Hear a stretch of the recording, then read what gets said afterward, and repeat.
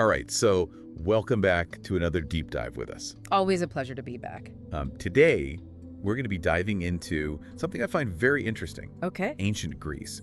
But Oh, cool. with a bit of a twist, we're not talking about the battles Mm, or the big names we all think of, Socrates and all that. We're going to be talking about a festival called the Haloa. the Haloa. Interesting. Have you heard much about this particular festival? I haven't, and that's what makes it so intriguing. Right. Because when you think about ancient Greece, you think about festivals like the Olympics, the Panathenaea, Right, of course. these big public spectacles, and we have tons of information on those. Yeah, tons. But the Haloa, it's like a hidden gem. Very little information survives about it, which makes it all the more fascinating to try to piece together, what we can from the fragments we have. Yeah.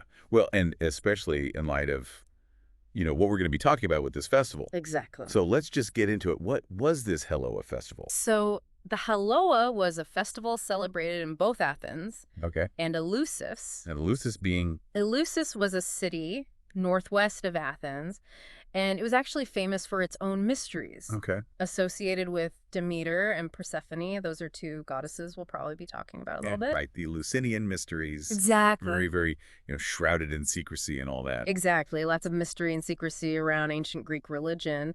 But the Haloa adds another layer to that. Yeah. It was a festival that seems to have been celebrated in midwinter, possibly around December. And the really interesting thing is it honored a trio of deities. Okay. A trio. A trio, I yeah. understood. So we have Demeter, the goddess of agriculture, Okay. That makes sense. Dionysus, god of wine and revelry, and Of course, got to have the wine. you got to have the wine, the party god, right? Yeah. And then, surprisingly, Poseidon, the god of the sea. Yeah. That one seems a little... That one throws you for a loop, right? What's Poseidon doing in this mix? Right. Demeter, Dionysus. I can kind of see the agriculture. Yeah, you can see the connections there, fertility, the harvest. Yeah. That's a little... It's a curveball. It's one of those things that makes the Haloa so interesting Okay. because we don't know for sure why he's included, but there are some scholarly theories out there. Right. Some suggest that it might be related to his connection to horses. Okay. And horses were important in agriculture. Right. Of course, for plowing and all of that. Exactly. So there's that practical element. Okay. Others think that maybe it goes back to a more, archaic layer of belief, something that predates the Olympian pantheon Okay. as we know it. So Poseidon might have had a different role before. Maybe he was associated with something else, something that got, layered over time as the myths developed. Right. Okay. Interesting. So it's really a puzzle, and that's part of the fun Yeah, for sure. of trying to understand this festival. All right. So you mentioned that this was a women-only festival. Oh, yes, absolutely. Now that is, especially in ancient Greece with their society and how women were viewed, that's really interesting. It is. It really is. Can you talk a little more about that? Like what made this so unique? Absolutely. So you have to remember, ancient Greece, very patriarchal society. Right. Of course. Women were largely excluded from most religious and civic life, Okay. couldn't vote, couldn't own property. They were very much confined to the domestic sphere. Okay. But then you have this festival, the Haloa, which was a space specifically for women, Okay. and not just a space for women, but a space where they could let loose. Okay. Let loose in what way? Well, the sources describe Wait, this is where it gets a little... this is where it gets juicy. This is where it gets interesting, yeah. Heavy drinking, lots of wine. Okay. That's pretty typical for a lot of festivals. Yeah, but remember, women were usually expected to be very demure, very controlled. Okay. So this was a chance for them to kind of break free from those societal expectations. There's also mention of very unrestrained language. So we're talking, things that would have made Athenian gentlemen blush. Yeah. And then to top it all off, there's the presence of giant phalluses. Okay, now wait a minute. I thought we were talking about Demeter and agriculture. We are, but remember, Giant phalluses. That doesn't quite fit the image I had. it doesn't, does it? It was definitely one of the more eye-catching details about the Haloa, Definitely. and it's led to a lot of different interpretations. Okay, so what are some of the scholarly interpretations of that?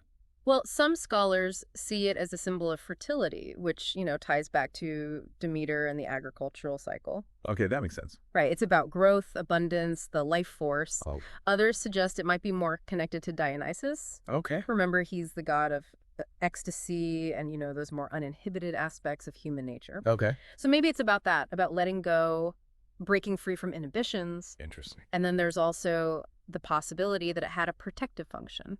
Okay, a protective function. How so? Well, in ancient Greek religion, phalluses were sometimes used as a way to ward off evil, Okay. a kind of like, symbolic protection. Interesting. So it could be that as well. Okay. We don't know for sure, but it's important to remember that ancient Greek religion was full of symbolism that we might find, unusual or even shocking today. Yeah, for sure. I mean, it's a completely different culture and time. Exactly. So we have to try to understand it on its own terms, Right.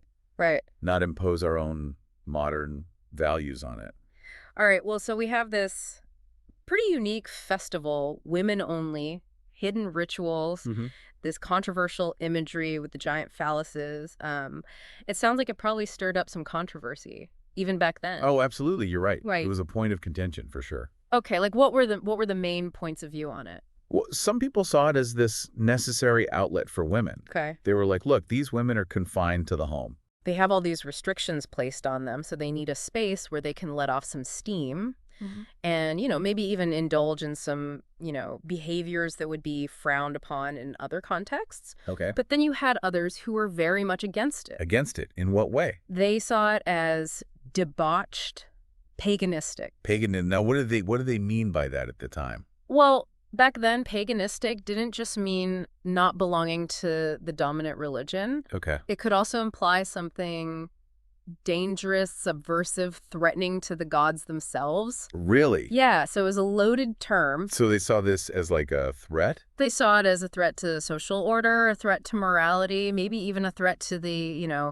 cosmic balance of things. Interesting. So you have these two pretty strong viewpoints. Yeah, very polarized views on the Haloa. Okay. And it's hard to say, which view was more prevalent Of course, yeah. or what the average Athenian thought about it. So it flourished for a while, though, right? This festival. It wasn't just a one-off thing. Right. No, it seems to have been celebrated for quite some time, but eventually, like many ancient traditions, it faded away.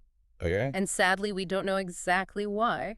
That seems to be a theme with this festival, a lot of missing pieces. Yeah, a lot of gaps in our knowledge. What are some of the theories, though, as to why it might have disappeared? Well, one possibility is that as Christianity rose to prominence in the Roman Empire, traditional festivals like the Haloa kind of lost their appeal, Okay. or they were actively suppressed, seen as pagan and therefore something to be stamped out. Right. Another possibility is that the social and political landscape of Greece changed so much over the centuries Yeah. that, the role of women changed, Yeah. Okay. the nature of religious practice changed, and the Haloa just didn't fit in anymore. So maybe it just lost its relevance over time. It's possible, yeah. And so it just kind of faded out of existence. And all we're left with are these tantalizing fragments. Well, that's a shame because even these fragments, they paint such a vivid picture. They do. They really do. I mean, it really makes you think about these women and what this festival meant to them. It does. It challenges our assumptions about ancient Greece, reminds us that there were always voices and experiences that went unrecorded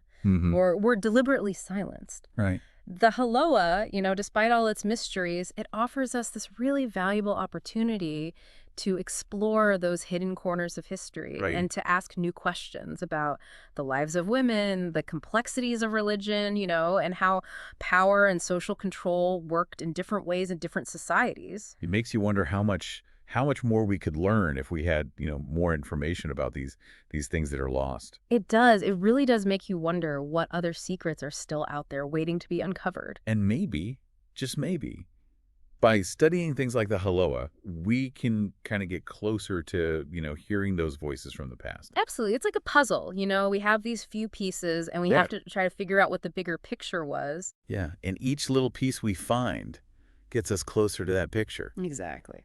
Well, I don't know about you, but I feel like we've done a pretty good job of at least putting together a few more pieces of this puzzle. I think so. Yeah. It's been a fascinating deep dive. For sure. And I hope our listeners out there enjoyed it as well. Absolutely. And maybe learned a thing or two. I hope so. And maybe it'll spark some curiosity to do some more digging on your own. Always a good thing. Absolutely. Never stop exploring. Well, until next time for another deep dive. See you then. Bye. Bye.